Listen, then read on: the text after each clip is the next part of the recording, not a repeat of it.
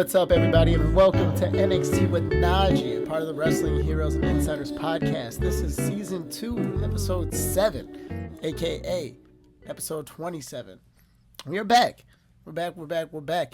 NXT is back in Orlando now, and this week we're going to be covering the November 12th edition of NXT. Now, it's just going to be me this time. Just going to be me.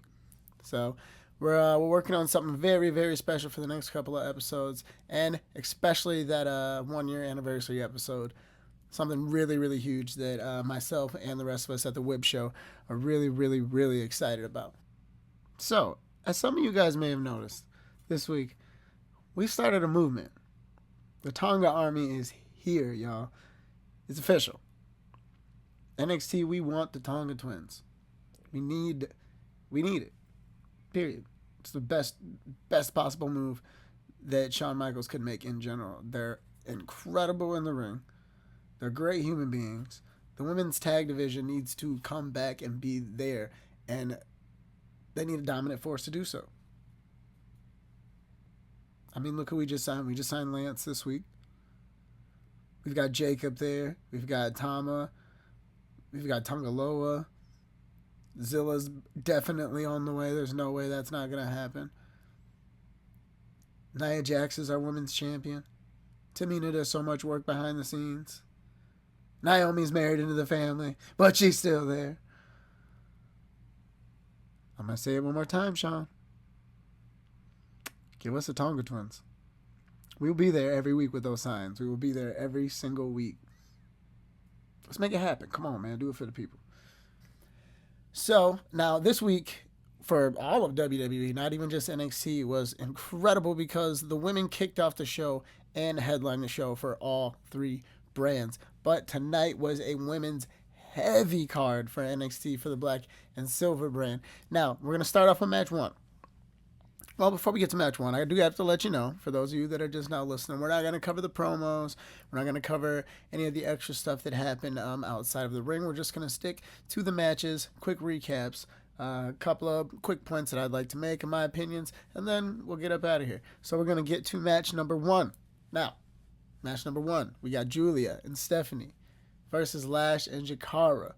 Now, I'm super excited to see Jakara and Lash back at NXT, but I feel like it's only a matter of time before they get that call up. I feel that when Trick goes up to the main roster, Lash and Jakara are also going. But I've also heard that all 4 members of Metaphor are going to get the call up as well. So big shout out to Aura and Noam because y'all deserve it, man. Y'all don't get enough credit all the time. But back to the match. Great chemistry, of course, between Julia and Stephanie. They look incredible. I just feel so bad for Lash and Jakara because, yes, they also look incredible. They slay every single week. They do the damn thing in the ring. But they ended up getting the 2 hottest superstars right now on that roster outside of Zarya and, of course, Trick. But we all kind of saw what was going to happen here, which was Stephanie and Julia getting the win. And I don't say that as if, like, Jakara and Lash didn't show out because, of course, they did. But at the very end of this match, we got the showdown that we all knew was coming. They both announced that they will be in the Iron Survivor qualifying matches. And more than likely, they're both going to be in the match. So we get a bit of a build-up for that at the end of the match. But congratulations goes out to Julia and Stephanie Vicura on getting the win in match number 1 on this women's packed show. Love it. I love it. The interactions with Stephanie and Julia have been fantastic in the crowd. They really, really seem to just embrace being there. They love the culture. They love the energy. They love our banter. They love how silly we are, how goofy we are, how out of pocket. So I'm just really excited for them to call that place home, hopefully for a long time. I know that as good as they are already ready to be on the main roster, but I hope they're there for the long run. I really do. I would love to see a championship run through both of them. But we're going to move on to match number 2. We got Sol Ruka versus Cora Jade in the first qualifiers match for the Iron Survivor Challenge. Now, a lot of Cora fans in the crowd. Cora's super over with NXT. She's been super over with the NXT crowd for a very long time. So that's not surprising. I also know that in that crowd, through talking to some of my friends and through some of my guests, that Sol is still just looking for that moment. to really win all the fans over. Yes, she's got the hottest finisher in the game right now. The Soul Snatcher is crazy out of this world, which she hit a fantastic one on Cora Jade to actually get the victory, which shocked us as well. Um, do you think that they're finally pulling the trigger on Soul? Do you think that this is Soul Ruka's moment to finally win over those fans that have been doubting her, those fans that have been just trying to figure out what her place is on the NXT roster that's just crazy deep right now? I think so. I think Soul's got a pretty good chance of winning that. I believe that when it comes to Julia and Stephanie, their beef with each other will be the reason why they don't win that match. I think right now my favorite going into it is probably Soul. We'll see uh, who else qualifies. But right now, congratulations to Soul for winning the match, and we'll see. We'll see if this is the opportunity for her to really get that title. Also, she's been trying this new thing out because she's had a commercial break after her entrance for the last couple of weeks to where she does the wave with the crowd. And we kind of say, yo, this is dope. You should keep doing it. You should keep doing it. And she says she's looking to work that into her new entrance. So we'll see. Fingers crossed. We're rooting for you. All the live shows, try it out. All the PLEs, try it out. Let's get it going for Soul. Let's get it going. All right. So now we're going to move on to match number 3. We got Wes Lee versus Cedric Alexander. This is also for the men's qualifier Iron Survivor match. Now, once again, Cedric looks like $1 million. Looks like a 25-year-old. Cedric is an old man. No offense. But he is. He's an old man, but he be out there. The fact that he could hang with Wes Lee and him and Wes Lee put on a classic, chef's kiss for everything that man has been through. And Cedric might have the best chop in the game right now. Can't lie to you. Cedric might legitimately have the best chop in the game. But after the match, which Wes Lee won, Uncle said he had an interview in the back. I know I said I usually don't like to do promos or talk about the interviews, but it looks like it might be a possible heel turn for Cedric, and I think that's good for him. We're going to cheer for him either way, but I think him playing the bad guy would be great for his NXT role. All right, so we got a winner, Wes Lee. Wes Lee is our winner here. Now we're going to move on. Match number 4. We got a grudge match between Nikita Lyons and Adriana Rizzo. Now, the great backstory here, a few weeks ago when Oba was getting ready to take on, Jesus, I think it might have been Luca? Somebody from the family. Rizzo got attacked beforehand. And they found Rizzo in the back, attacked by somebody. Later on, Oba brings out a jacket. It happens to be Nikita's jacket. Now we find out it's Nikita a few weeks later, and this match lived up to the hype. Now, Nikita looks very comfortable, finally. Like, it took her a couple weeks to look more comfortable, but she's getting her footing back. No pun intended, because of her leg injury. But she's getting her footing back, and she's just looking fantastic. You really can't get around the presence that she has, the entrance, the finishers, just the powerhouse.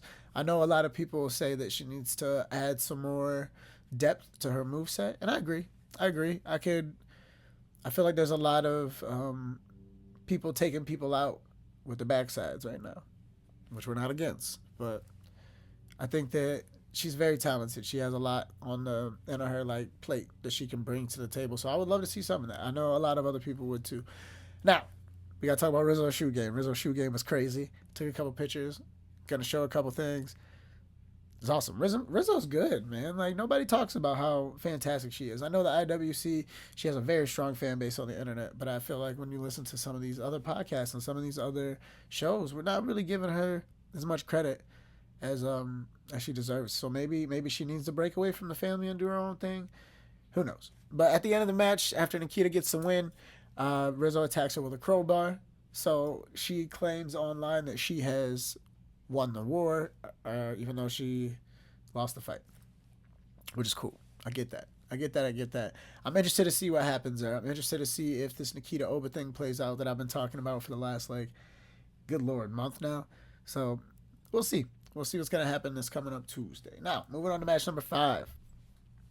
Another qualifier match, which is, it just screams. I guess I'll wait a second to say that. But we got Javon Evans versus Lexis King. Now, once again, the mission for this match, it feels like, is to just force this baby face Lexis King down our faces, or down our throats. And I had a thought today, and I'm thinking to myself, is this a swerve? Like, are they doing this on purpose so that when he finally just says, I'm done trying to be the nice guy, and be the bad guy. He just does something like so over the top to where it works for him. So I don't know. I'm calling that right now. I think it's a swerve. And also, can Javon stay focused in this match was a question going into it, because I know Wesley's just living in the back of his mind rent free. After a really, really good match with some more cheesy antics from Lexus King, our winner, Javon Evans. Now, what I was going to say at the beginning was, do y'all think that all signs are just leading up to this Wesley Javon Evans brawl part 2, like just all out? Just, I don't know. I don't even know how to. I don't even know what I want to put it on, or put what word I want to put on it. But all I know is that the second time around it's going to be fantastic, and I think we're going to get Rob Van Dam involved. At least we should get Rob Van Dam involved. But all right, so now Javon Evans is qualified for the Iron Survivor match, along with Wesley. Those are the 2 qualifiers for tonight. Now, our last match of the night is a championship match. It is the North American Women's Championship rematch, actually, with Fallon Henley and Kalani Jordan. Now, it was a great rematch. Lived up to the hype, just as good as the first one. Watching this match and just kind of seeing the position that they've been putting Kalani in has me thinking that maybe she might get called up a lot sooner than we think. With Melo already being gone and we're witnessing the Lash and Trick situation happening firsthand, maybe Kalani Jordan might be a name you see on Monday Night Raw or SmackDown soon. Who knows? But at the end of this match, the numbers game ends up being Kalani's downfall.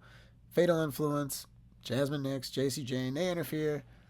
Fallon retains and gets the win.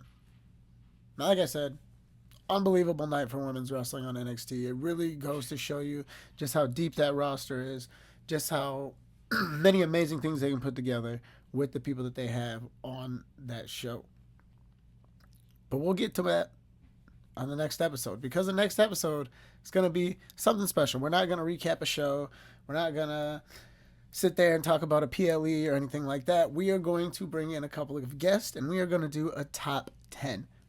Yeah, we're going to do a top 10. We're going to do a top 10 for the women's side of NXT and a top 10 for the men's side of the NXT. And they're going to be 2 separate episodes. So 28 and 29 are going to be our top 10s. And then that's going to lead us into episode 30, which we are hoping to have be the 1 year, unless something wildly crazy happens and maybe we can get some more time to put some more episodes out. We're looking to have it be episode 30. And I'm not going to spoil what that is because it's not 100% locked in. We just know we're locking it in. All right, you guys. Well, thank you so much for listening, watching, however you're, tuning in.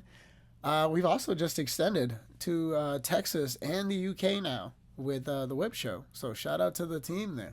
It's pretty crazy. It's awesome to be heard not only here and also in Toledo, but wow. It's pretty cool, man. But all right, thank you guys so much. Please like, subscribe, leave any comments, questions, however you're doing your own thing here. My name is Najee. This is NXT with Najee. I'll see you guys for our top 10 in a couple of weeks.